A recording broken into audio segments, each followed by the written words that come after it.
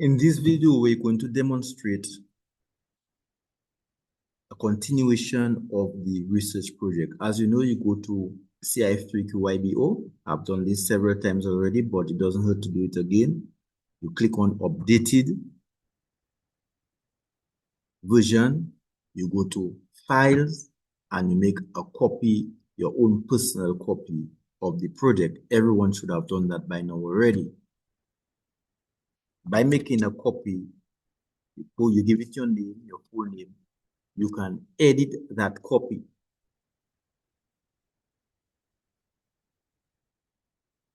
Now, I've made previous videos already. So this one, we are going straight to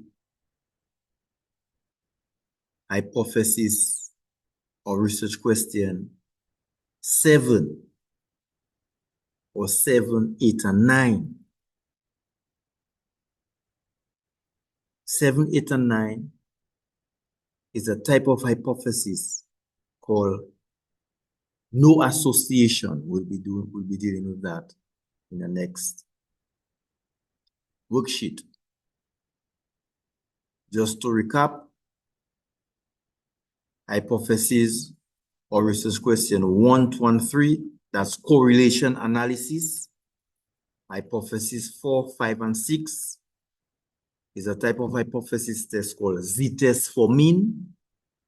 Okay, z-test for mean, we'll be dealing with that on a more formal basis in worksheet C.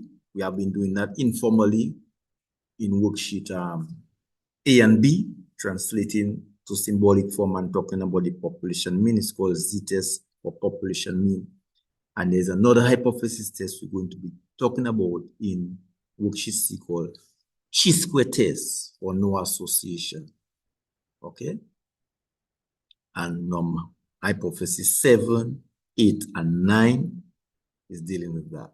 So for example, research question 7 say, is there an? But when you look at hypothesis 7, it is responding there is no association between gender and attitudes towards mathematics. So what do you think the research question was for such to be the answer?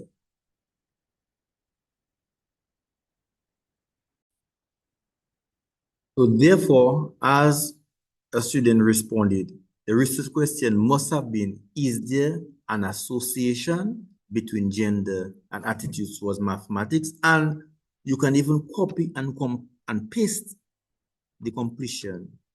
And this is allowed because what it does now, it guarantees consistency throughout the research project, starting from introduction. Okay, there must be a high level of consistency in your research so that the reader is not confused and so forth.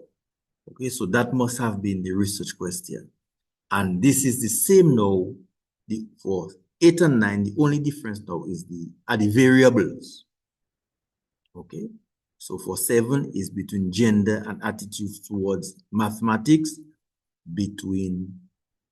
For 8, it is between your major and your mathematical career importance, and 9 is between attitudes and mathematical importance of daily life.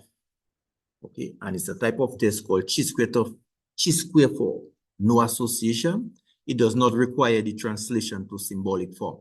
It stays like that in worded form. The translation to symbolic form is characteristic of a z-test for mean we did in numbers 4, 5, and 6. Okay? And just to top up the conclusion, you can type in Google chi-square test for independence. There's no calculator for it. Chi-square test for independence or no association.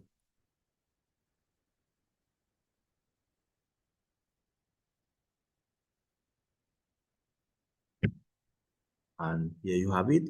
The chi-square test of independence determines whether there is an association between categorical variables.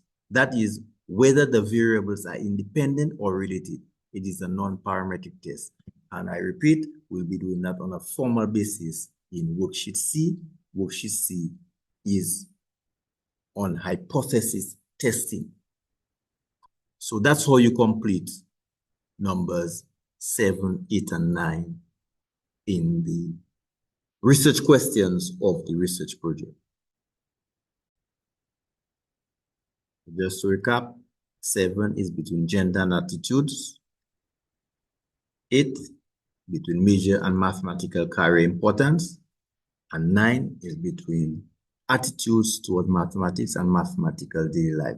So please complete your research questions so that your project is progressing. The copy you have made is being advanced. Please do that as soon as possible if you have not done so yet.